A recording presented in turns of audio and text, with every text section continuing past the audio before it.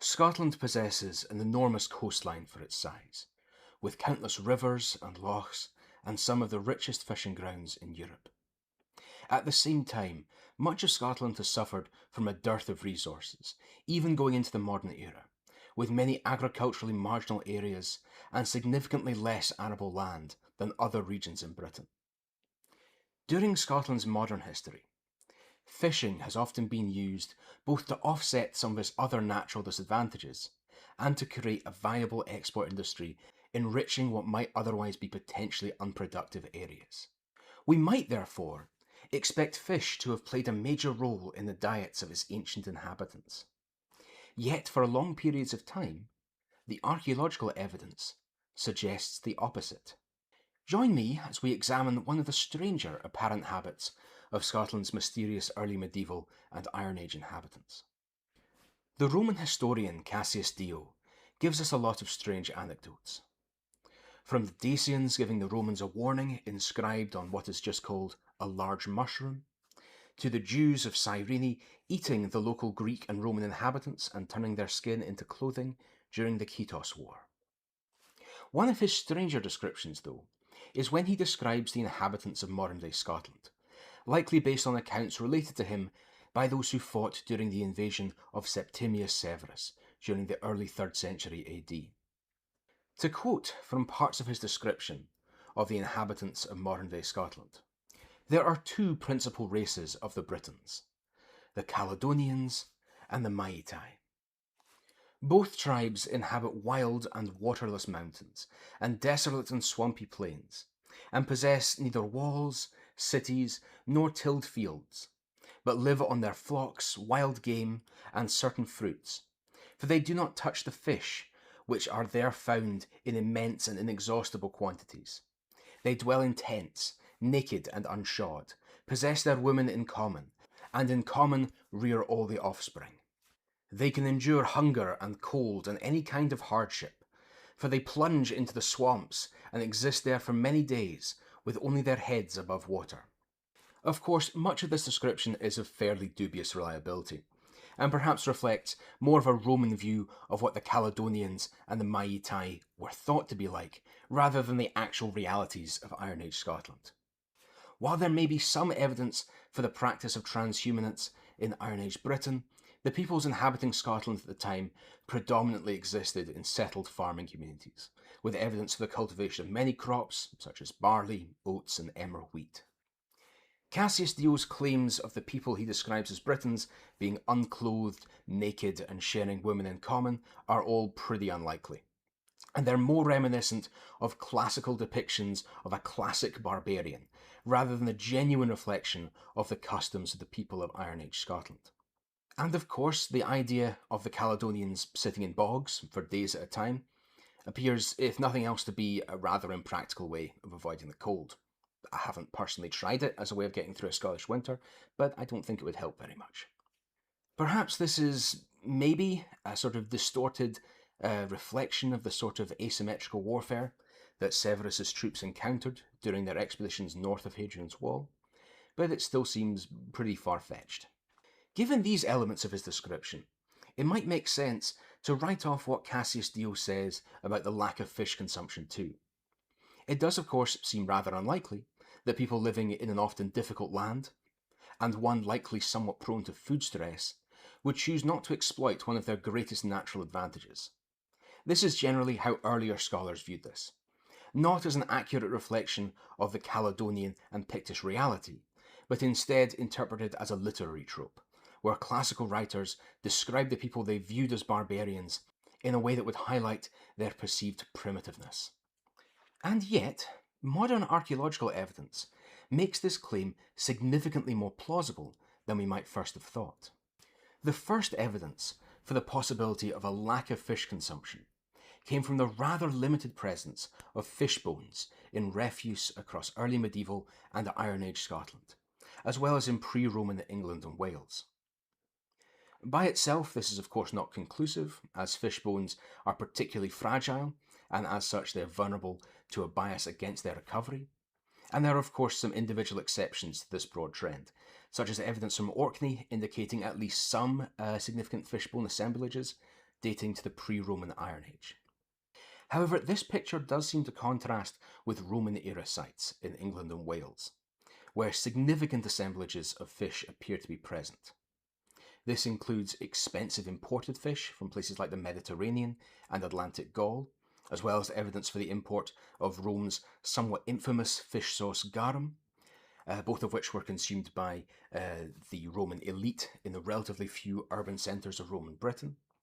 But also there was a variety of much more local fish consumed in native settlements, primarily salmon and eel. Even during the Roman period, however, there were of course many native settlements that still seem to have produced relatively few fish bones, suggesting that even during the Roman period, while there was an increase in fish consumption, there was some continuity with pre-Roman dietary practices, especially in rural areas. But the most significant evidence comes from stable isotope analysis. Different diets leave different isotopic traces in the bones of the people who ate them. There are a variety of ways this can occur, but the most relevant aspect of this here is that marine foods generally produce less negative carbon-13 isotope values and elevated nitrogen-15 isotope values relative to terrestrial agricultural diets. Freshwater foods, however, can be a little bit difficult to distinguish isotopically. And of course, stable isotope analysis is much better at detecting fish or marine protein as a regular dietary component rather than, say, occasional or seasonal consumption, which might leave not very much measurable trace. But using this and related principles, we can judge the prevailing diet a person consumed based on their isotope signatures. While this varies from place to place, a person consuming a diet derived from mostly agricultural products would likely have an isotopic signature around about this range here, whereas a person consuming a diet derived primarily from a marine ecosystem would likely have an isotope signature around this range here, while a person living in a mixed agricultural and marine economy would likely have an isotope signature around this range. This is of course an oversimplification, although it is worth saying that these results can vary by region and can be confounded in interesting ways.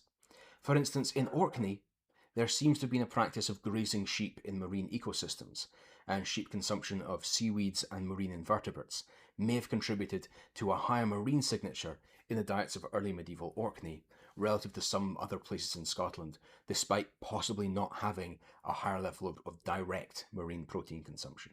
So what results do we get from northern Scotland during late antiquity and the early Middle Ages? Some of the most significant evidence here comes from isotopic analysis of bodies recovered at a cemetery site in Portmahomack in Easter Ross from the 6th to the 17th centuries AD. Using data from the 2020 study during the earliest period of 550 AD to 700 AD, the combined mean values for adult males and females were negative 20.7 per mil for delta carbon 13, per mil here meaning per thousand, and 11.3 per mil for delta nitrogen 15. This indicates a diet that, while relatively high in protein, appears to have pretty limited evidence of marine protein consumption. During periods 2 and 3, covering 700 AD to 1100 AD, the picture remains relatively consistent, despite the religious, cultural and political changes of these centuries. The sample is, however, pretty uneven, with only 5 individuals dating between 800 AD and 1100 AD, compared with 53 from the monastic cemetery of 700 to 800 AD.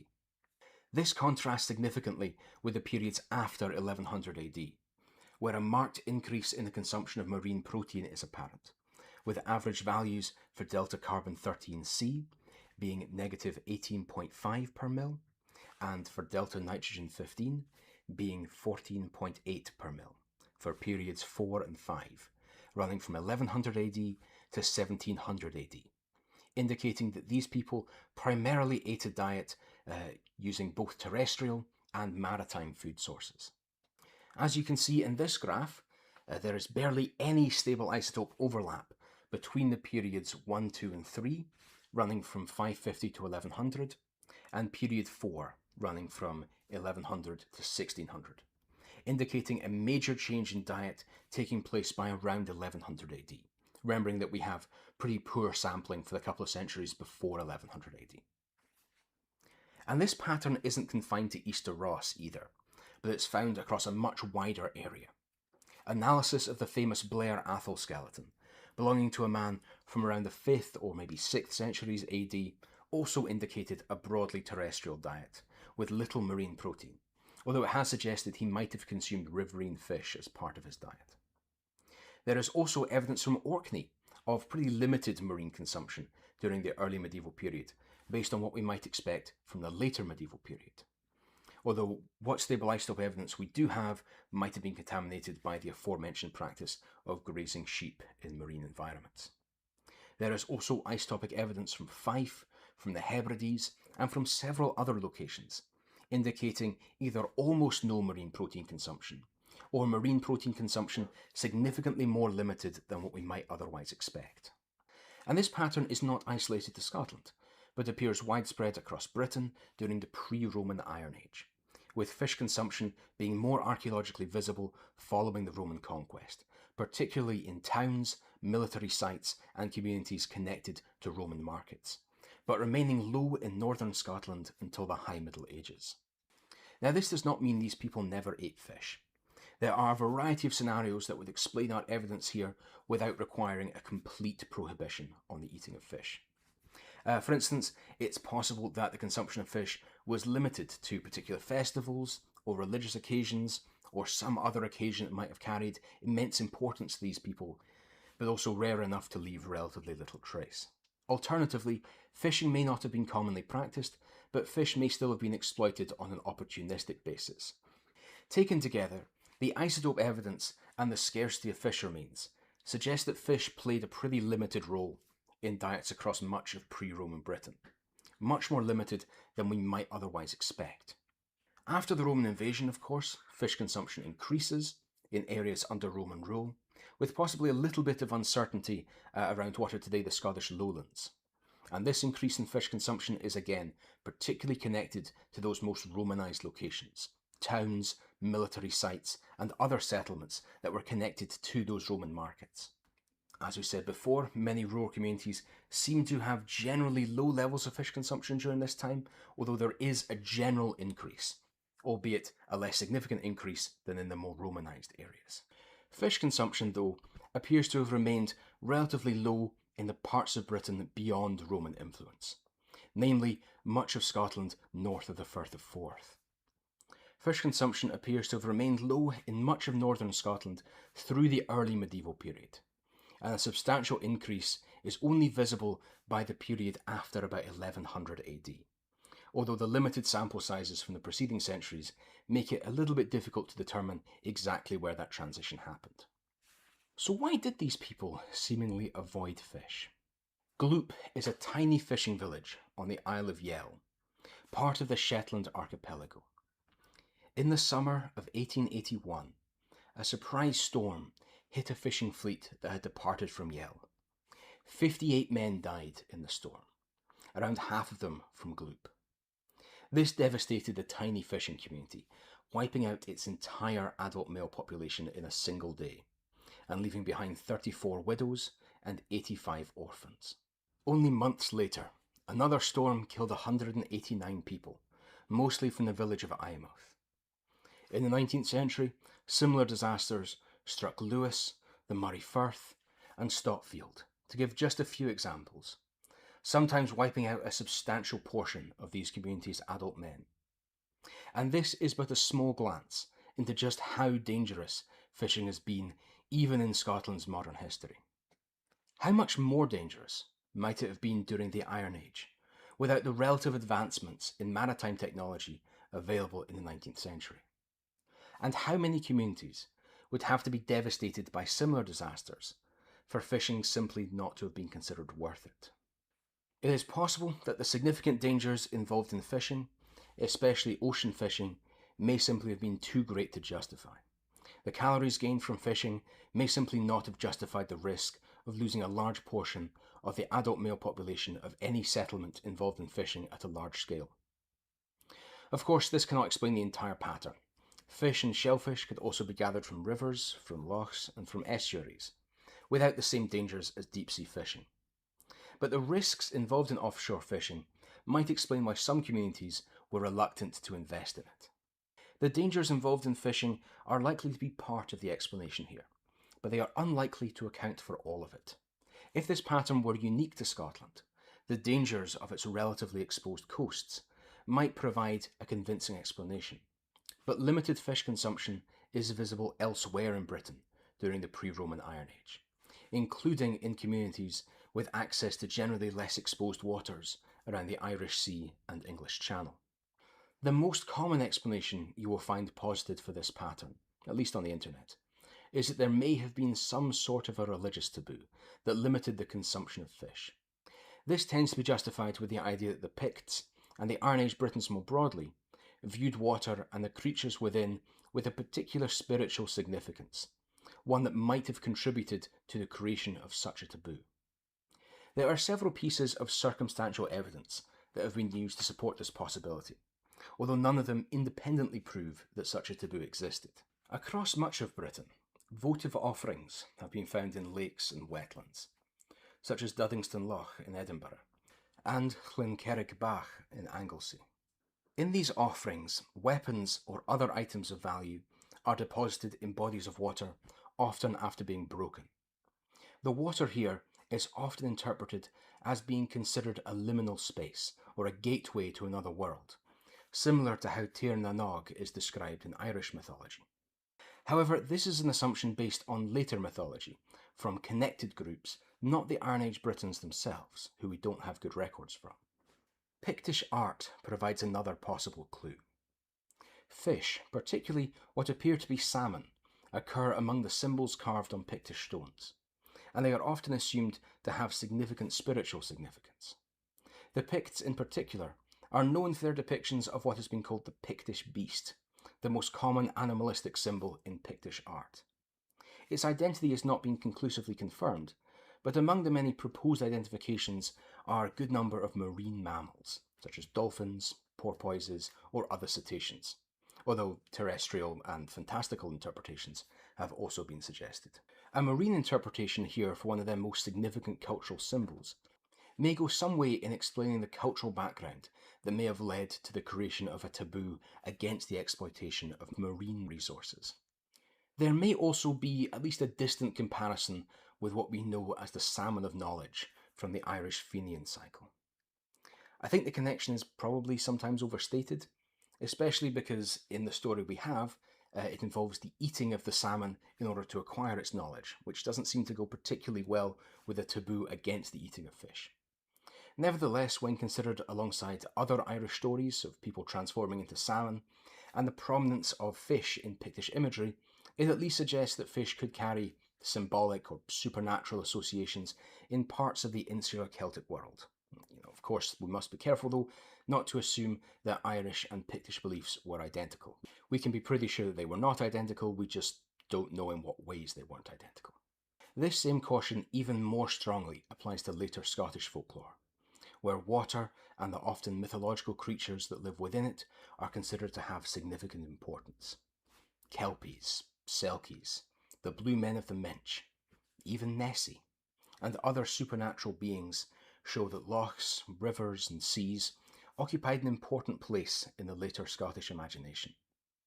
Some of these traditions may preserve elements of older beliefs, but of course they were recorded centuries after the Pictish period, often into the modern period, and may reflect substantial later development.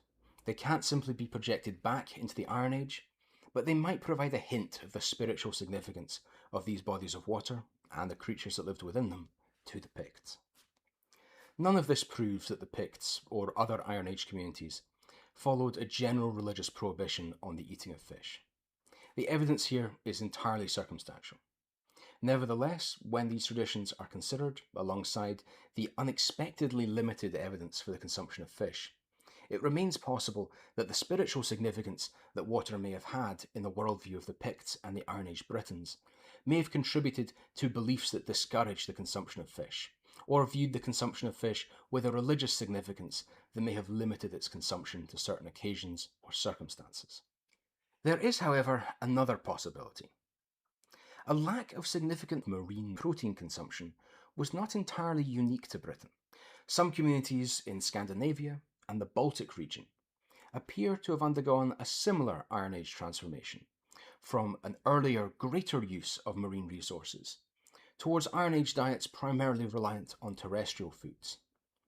This pattern can even be at least partially replicated in faraway locations like Korea that share a somewhat similar climate and coastal geography.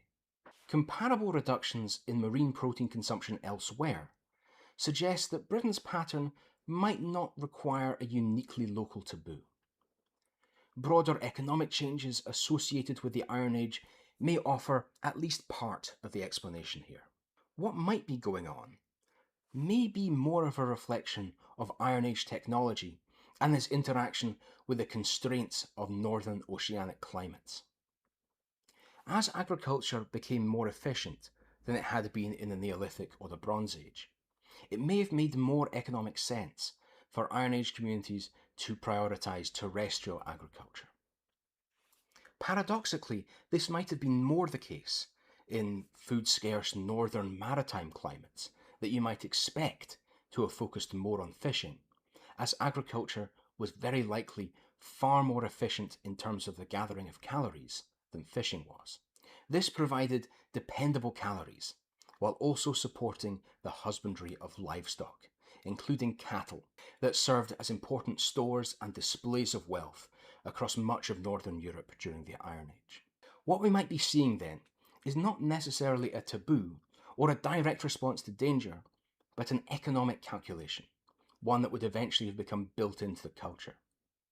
Fishing at significant scale may not have justified its opportunity cost for the inhabitants of pre-Roman Iron Age Britain or for the later Picts.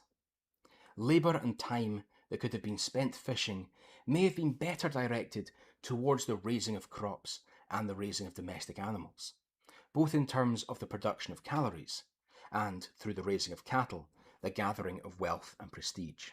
If we were to work with this model then, the transition to more marine protein consumption in Roman Britain might more reflect economic Romanisation as opposed to cultural or religious influence, as the Romans had been practicing commercial fishing at a large scale for centuries longer than the northern Europeans. Roman urbanisation, military demand, taxation, and market integration also supported a much greater range of occupational specialisation, including commercial fishing and fish processing. After the Roman invasion and conquest of much of Britain in the 1st century AD, the Romans may have brought these norms with them to Britain. Under these circumstances, fishing may have become more economically viable, partially to sell fish to Romans stationed in Britain, particularly the legions, and also as Roman cultural practices may have normalised fish consumption in a population that historically had not consumed a significant amount of fish. And this is of course especially the case in the more heavily Romanised urban centres. This would also explain why the areas under the least Roman influence in northern Scotland did not transition to a diet with significant marine protein consumption, while much of England and Wales appears to have to at least some degree. It might also explain the later increase in marine protein consumption, as expanding medieval markets, ecclesiastical institutions, and Christian fasting practices may have created a greater demand for fish as an alternative to meat during and slightly before the High Middle Ages. But of course, any cultural practice ultimately rooted in practical concerns and economic realities would have been perceived and explained by these people in a way that we would probably see as having a religious element. It might not be a question of this being a practical, economic, or safety concern, or a cultural one. These things very likely went hand in hand. Potentially, the economic realities and the dangers of fishing working together to create a religiously explained cultural taboo. That is, of course, speculative, but it does seem somewhat likely with the evidence we have. But ultimately, the reasons here are unknown. It could have been that the people of Iron Age Britain and early medieval Scotland consumed relatively little fish due to the dangers posed by fishing. It could have been that there were taboos influenced entirely by their religion and cultural perceptions of the world. Or it may simply have been that given their technology and their social organisation, large-scale marine fishing just did not make economic sense. Or, of course, it could be something else, something entirely different, that meant that these people didn't exploit what, at least on the surface, appears to be one of the resources they had the best access to. But those are my thoughts on the matter. I would like to hear your thoughts, your comments, and any corrections you might have in the comments below.